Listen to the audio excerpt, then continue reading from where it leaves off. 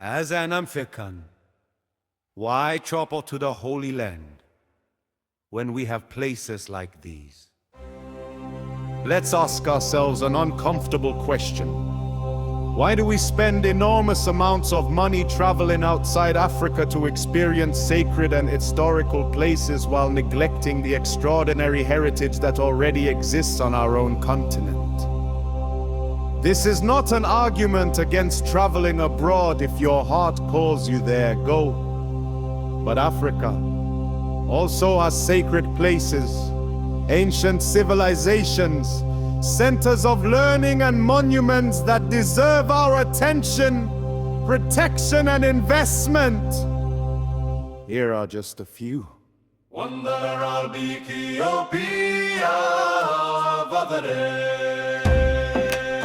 Lalibela contains 11 medieval monolithic structures carved directly from living rock, and Isto describes it as a high place of heritage and a continuing center of pilgrimage and devotion. King Lalibela is traditionally associated with the construction of the structures in the 12th, 13th centuries, with the city conceived as a symbolic New Jerusalem. Imagine an entire sacred complex carved downward into the earth. Structures, tunnels, trenches, and ceremonial passages formed from the living rock.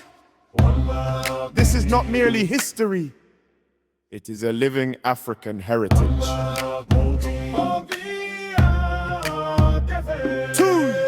Great Mosque of DJNA, Mali Void, faith built from earth.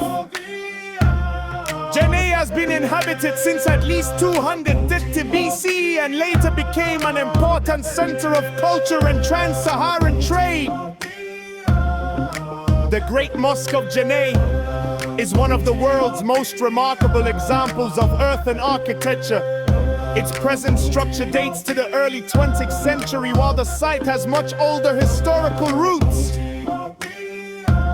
What makes Djenné particularly remarkable is the tradition of annual plastering, in which the community comes together to maintain the building using traditional techniques. It is a powerful example of how architecture and community can work together to preserve heritage. 3 meters over here. The heartland of Kush, before modern borders divided Africa. The kingdom of Kush was one of the great powers of the ancient Nile Valley. Meroe became the heartland and later principal royal center of Kush. Its archaeological landscape contains pyramids, temples, palaces, and evidence of sophisticated industries and water management. Nearby Naka and Musa Waratis, Sufra contain important monuments, including temples. And yes, Kushite rulers conquered and ruled Egypt for a period. These monuments remind us that ancient African civilizations were not Sminti Savatsatas in history. They were powers that shaped it.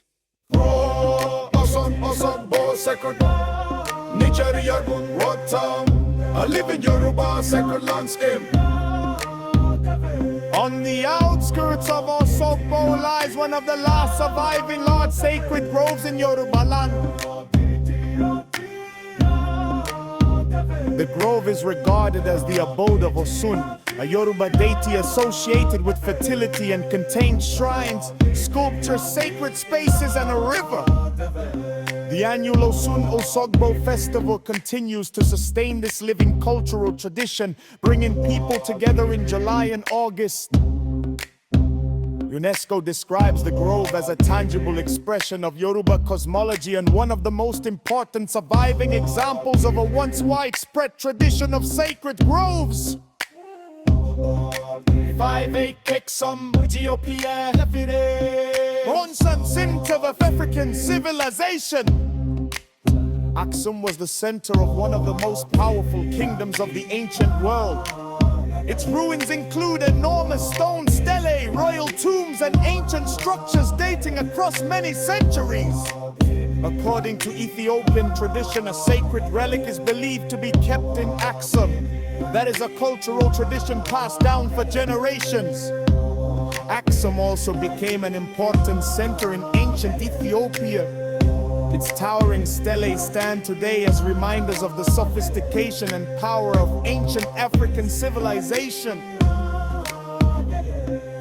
6 Kilwa Kisiwani, 6 Kilwa Kisiwani, Tanzania Limited, Africa Matintia, Ocean World.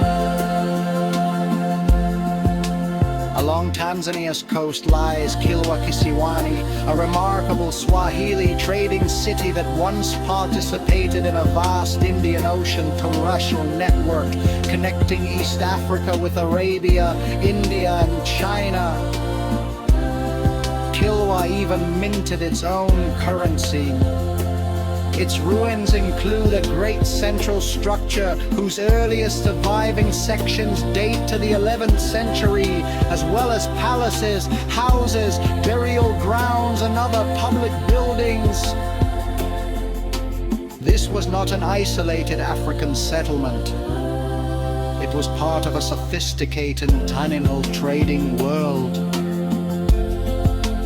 Imagine if more African travelers deliberately chose African heritage destinations as their holy land. Tourism can become more than sightseeing. It can become an investment in memory, preservation, and economic development. Holy is not only over there. It can also be found here, in our soil, our rivers, our forests, our sacred sites, our ancient cities, and the stories passed down by our ancestors.